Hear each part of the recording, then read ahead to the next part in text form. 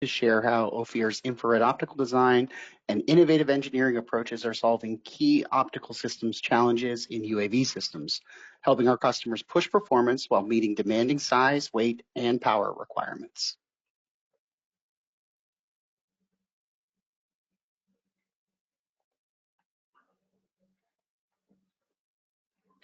Today, our plan is to explore UAV market trends, dive into the optical design challenges they present, and then walk through how our advanced engineering solutions are enabling capabilities in this field. And then finally, to close with a real-world example showing these designs in action.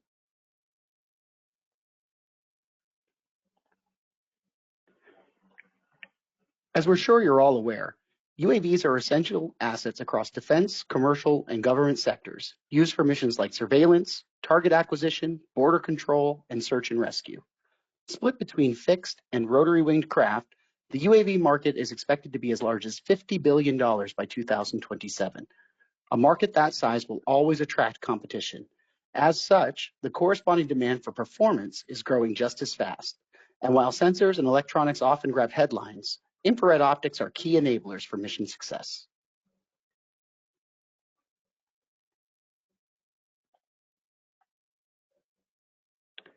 As UAV capabilities expand, platforms are shrinking. Customers want more performance in tighter, lighter packages. This means more pixels and multiple wavebands covered within a given payload. Sensor makers are responding to these demands with higher resolution and smaller pixels, but that means the optics are often the bottleneck.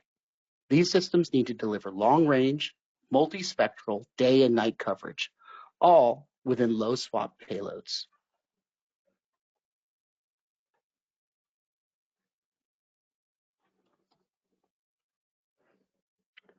This is where infrared optics come in. They must integrate seamlessly with other payload components. Day cameras, rangefinders, and laser pointers are often fit within the same volumes, making every cubic inch of space claim precious. But not every mission has time or budget for a custom lens to be fit to the space. That's why offering a diverse range of commercial solutions off the shelf that still deliver mission-grade performance is critical. Here, our animation is showing Ophir lenses across SWIR, midwave, and long-wave bands in both straight and folded configurations, highlighting how we lever our catalog solutions to support flexibility in UAV integrations.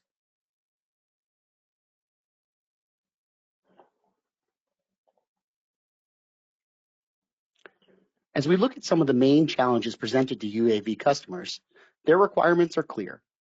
Long detection ranges, high image quality, fast zoom, rugged construction, and compatibility across VGA, SXGA, midwave, longwave, and SWIR detectors.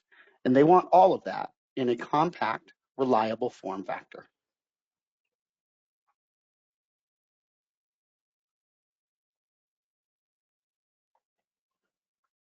So how are we at Ophir meeting these demands? We focus on continuous zoom optics that enable both wide area awareness and narrow field identification. We use athermalized and achromatic designs to minimize element count and their weight. We also fold optical paths to maximize performance in a compact footprint, an approach we'll explore in more depth in coming slides. And finally, we pair our optical design with rugged, responsive mechanical designs, qualified for UAV operations and ready for the toughest environments.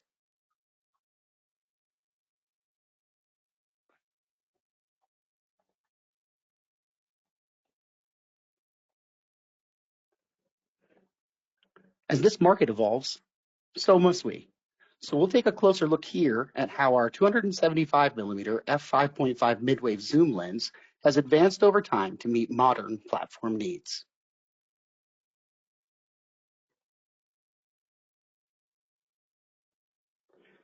You can see this evolution in the slide here. The 275mm was initially capable of being fit to an 8-inch gimbal diameter. And now you've seen a reduction in total track length from 120mm originally to 100mm in our light IR approach, and then finally down to 80mm in total length with our latest FoldIR iteration. All of this achieved without compromising system performance And as detector formats have improved, we've refined the design to suit smaller and smaller payloads, while still delivering the same focal length and resolution our customers rely on.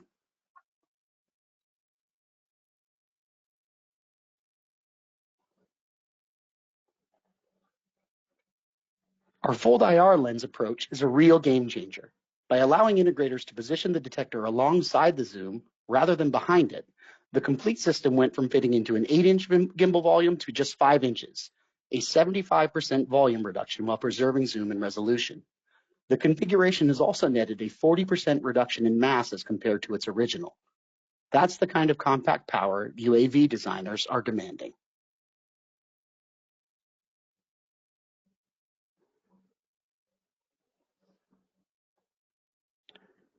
So while on the previous slides, we highlighted our 275 millimeter lens to illustrate this evolution, this evolution of engineering employed at Ophir, here on this slide, you can see that it's an approach that we employ broadly. We support a wide range of detector formats, wave bands, and focal lengths within our FoldIR series, ranging from VGA offerings to SXGA. All of these lenses are purpose-built for space-constrained gimbal payloads without compromising performance.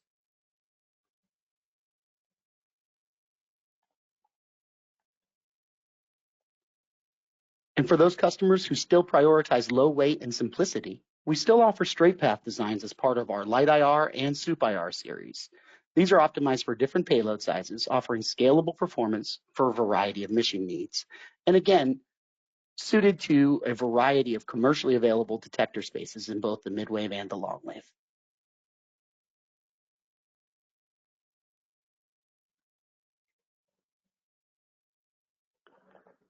And as pixel sizes continue to shrink down to 5 microns and maybe lower in the future, we're continuing to develop optics that keep pace.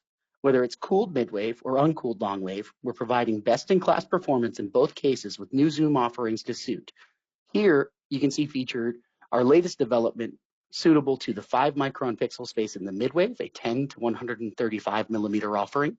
And then for those 10 and 12 micron pixel uncooled long wave kilometers, a 16 to 80 millimeter offering.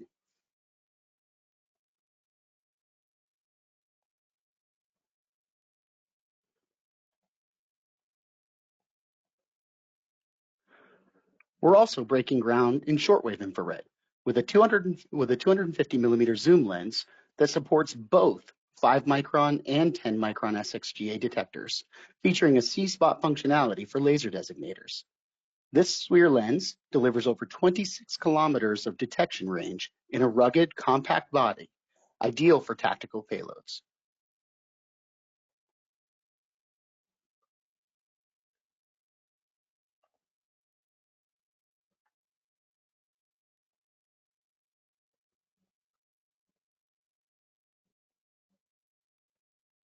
And in the case of the SWIR, this performance is proven, already in production. These lenses approach diffraction-limited performance across the field of view, producing crisp, sharp imagery, critical for identification in challenging environments.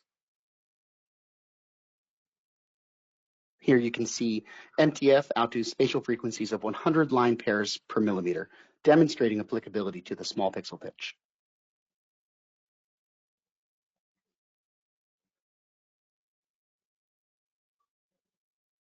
So to wrap up, MKS Ophir is leading the way in low swap infrared optics for UAV applications. Our continuous zoom lenses deliver superior resolution, and our folded designs pack long focal lengths into tight spaces. From midwave to long wave to SWIR, we're helping our partners extend flight time, improve imaging, and meet the evolving needs of next-gen aerial platforms.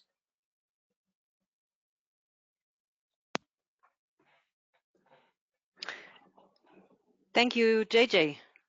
We will now proceed with our Q&A session. I would like to remind you that we will cover as many questions as possible during the Q&A session, and all the rest will be answered after the webinar directly using email. And let's start. First question, JJ, what are the biggest trade-offs when designing IR optics for low swap UAV applications? And how does Ophir address them? Sure. So the principal problem there is, of course, balancing compact size, low weight requirements with manufacturability and the sort of performance a customer is looking for. Of course, longer focal lengths mean bigger optics, so contending with those weight requirements is reason that's why we see things like the folded optical path employed.